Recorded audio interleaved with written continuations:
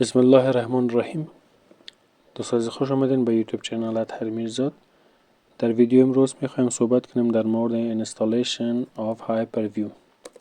ضرورت به نوتپد داریم. ویدیو امروز ما در مورد installation of hyper-v که نام دومش عبارت چی است؟ کور سرور است. بیاین امروز ببینیم که installation hyperview به شکل است یا همون کور سرور. البته این نوع ویندوز چی است؟ به شکل CLI است یا command line interface. میخوایم ویندوز از طریق ورژن کور سرور یا استاندارد ادیشنش انستال کنیم. پس ضرورت داریم به ویمویر باز میکنیم.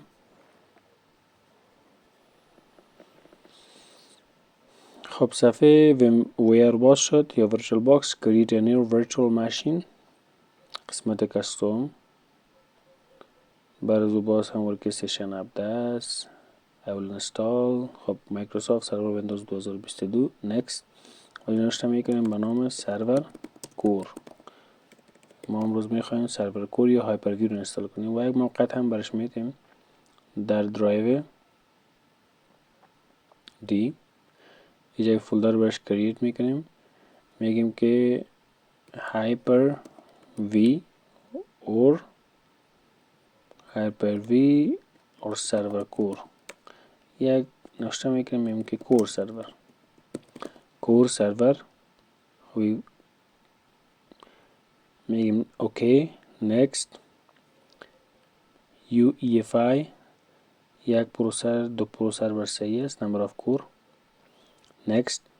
رم 2 GB درست است. کمی رمش زیاد میکنیم میگیم 3 GB باشه next. next باز هم next میکنیم باز هم next. بالاخره دیگه قسم مین کرید نیو ورچوال باکس یا ورچوال دسک و برش میگیم که 3 GB دیتا بس مسئولش next و کور سرور next فنش. خب در این قسمت شما در قسمت اتو دیتکت میرین. اتو دیتکت و آیزوی سرور برش معرفی میکنین. اینجا سرور ریل 64 اما سرور ویندوز سرور 2022 است. میگیم اوکی و بعد از او سرور کور چی میکنیم؟ استارت میکنیم.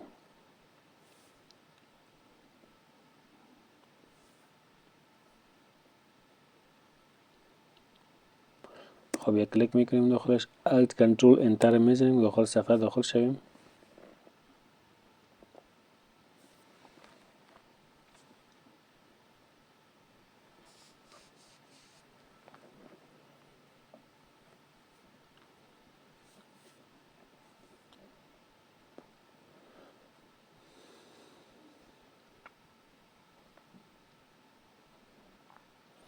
منتظر میمونیم تا فایل های بوت ما لود شود.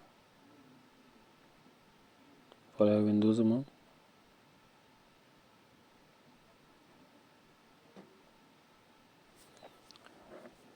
خب این صفحه میه. برای از اون میگه next و install.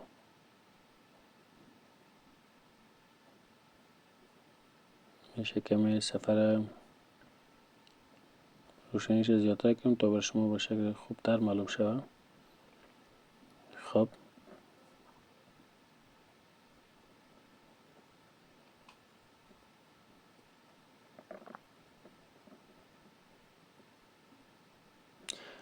ببینید در قسمی که قبلا ما انستال کردیم ویندوز سرور 2022 دیتا سنتر اِوالویشن دسکتاپ اکسپریانس. این بار ما انستال میکنیم ویندوز سرور 2022 استاندارد اِوالویشن. این میخوایم البته استاندارد اِوالویشن هم میخوایم چی کنیم؟ انستال کنیم. و اگر دیتا سنتر کور میخواین شما با این شکل کلیک میکنین در این قسمت. ولی ما میخوایم استاندارد ادیشن انستال کنیم. پس میگم next.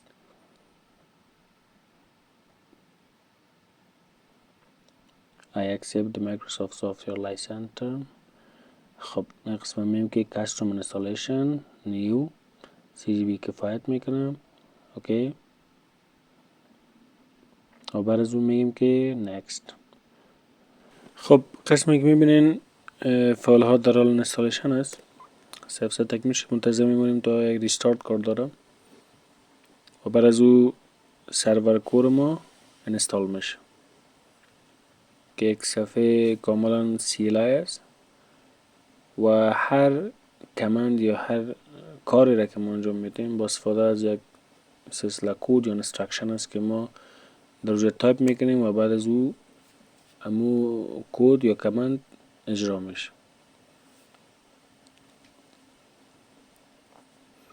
در حالت ریستارت رفت، منتظر میمونم.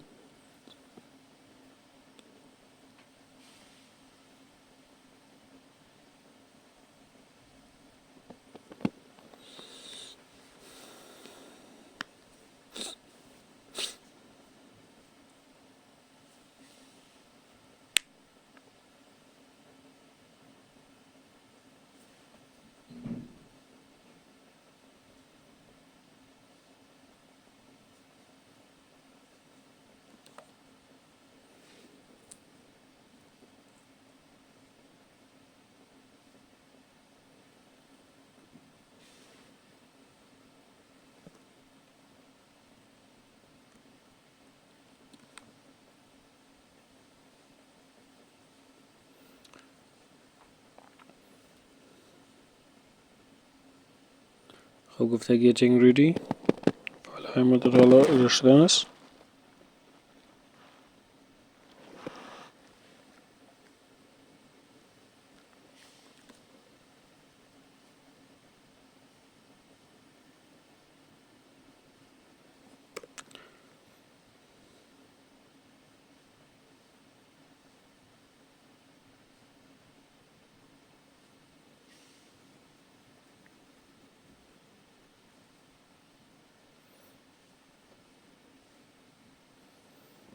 منتظر می باشیم.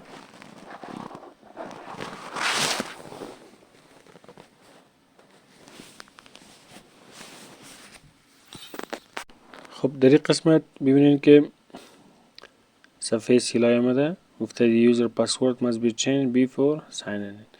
شما اوکی را کلیک میکنید از کیبورد.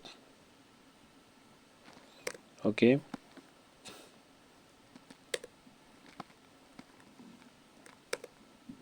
بعد از او برش یک پسورد تایپ میکنیم. پسورد از باید کامپلکس باشه، مثل که در صفحه GUI از ما یک ادمین پسورد میخواست. پس ما پسوردش نوشته میکنیم، دوباره کانفرم میکنیم، انتر، چنجینگ پسورد، پسورد چنج شد. اوکی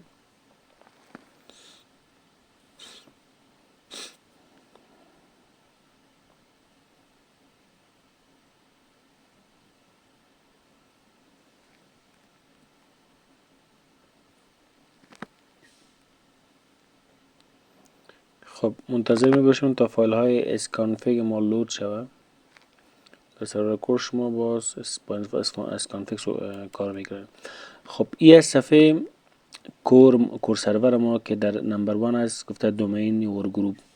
اگر شما میخواین که کامپیوترتون از نوع ور گروپ با تبدیل به دومین شود، پس شما نمبر 1 کلیک میکنید. مثلا دوم کامپیوتر نیم شما چنج میکنید. فرض مثال میخوایم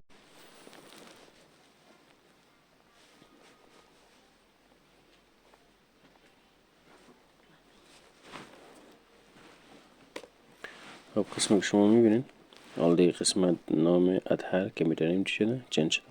با می شکل شما میخواین که یوزرتان یک یوزر لوکال اد کنین، به این شکل شما چی میکنین؟ صفحه میکنین. اگر بخواین ریموت منیجمنت کار کنین یعنی بعد از فعلا مثلا اگر بخوایم که ریموت منیجمنت کار کنیم، نمبر 4 کلیک میکنیم و گفته اینتر سلکشن بلانک کانسل. خب باید چند بخش مونده که enable remote management disable remote management enable server response to begin. خب در صورت همش شما میتونید به این شکل پیج برین. اگر میخواین دیت اند تایم چنج کنین نمبر 9، اگر ویندوز سیتینگ اکتیویشن میخواین، اگر لاگ آف میخواین یوزر به شکل ریستار شت داون این تمامش با کماند چی میشه اجرا میشه. مثلا ما میخوایم که نمبر 12 لاگ آف شود، پس اونجا 12 را کلیک میکنیم، سیستم ما میگه لاگ آف میخواین شوین، میگیم یس، پس سیستم چی شد؟ لاگ آف شد. دوباره پس از ما چی میخوایم؟ کنترل الت کنترل insert یا delete میزنیم، پسوردش رو تایپ میکنین، نشته میکنیم. فور اگزامپل پسوردش یه رقم پسورد بود. خب دوباره لاگین شدیم. اگر میخواین که لاگین شود،